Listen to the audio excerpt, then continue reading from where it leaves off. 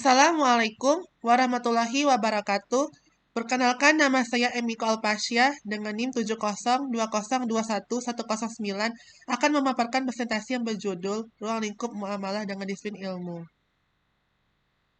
Hubungan ilmu dalam perspektif Islam. Yang pertama yaitu ilmu hukum. Hubungannya adalah mengenai hukum-hukum transaksi sesama manusia, mengenai harta kekayaan, hak-hak dan penyelesaian sengketa yang meliputi hukum benda, hukum perikatan, hukum bisnis, dan hukum badan hukum.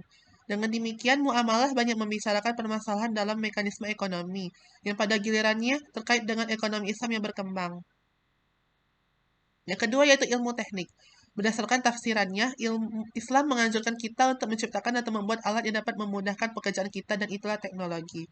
Teknologi memang memiliki dua sisi. Ia bisa bermanfaat dengan tujuan yang baik seperti meningkatkan akses terhadap informasi keagamaan, sebagai acuan untuk waktu ibadah, memudahkan cara untuk beramal kepada sesama, sebagai penyedia konten ceramah video keagamaan, dan yang paling penting kita generasi muslim bisa menyebarkan dakwah dan syiar-syiar agama melalui sosial media dan website.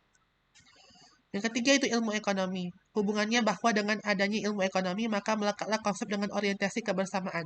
Seperti halnya saling bergantung antara satu sama lain, yaitu dengan proses jual-beli sesuai dengan syariah tanpa adanya riba. Yang keempat yaitu ilmu pertanian. Maknanya bahwa Allah melarang kita dalam memperjualbelikan air yang berasal dari sumber aslinya seperti air hujan, air pegunungan, air sungai, air laut, air danau, dan lain-lain.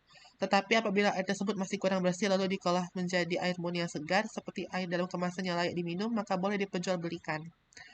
Yang kelima itu ilmu pendidikan. Maknanya bahwa setiap warga negara mempunyai hak yang sama dalam memperoleh pendidikan, karena pendidikan bertujuan untuk mencerdaskan kehidupan bangsa dan mengembangkan manusia Indonesia seutuhnya, yaitu manusia yang beriman dan bertakwa terhadap Tuhan Yang Maha Esa dan berbudi pekerti luhur, memiliki pengetahuan dan keterampilan, kesehatan jasmani dan rohani, kepribadian yang mantap dan mandiri, serta tanggung jawab kemasyarakatan dan kebangsaan.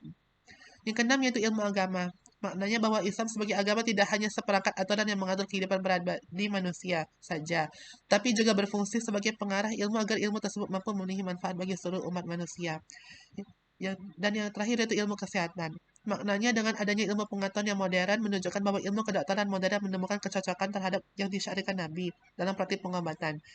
Sebagaimana disepakati oleh para ulama bahwa di balik pensyariatan segala sesuatu termasuk ibadah dalam Islam, terdapat hikmah dan manfaat fisik atau badannya dan psikis atau kejiwaan.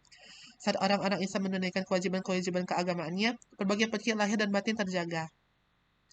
Demikianlah pemaparan presentasi dari saya. Saya mohon maaf bila ada salah kata. Kepada Allah saya mohon ampun. Wabillahi taufiq wal hidayah. Wassalamualaikum warahmatullahi wabarakatuh.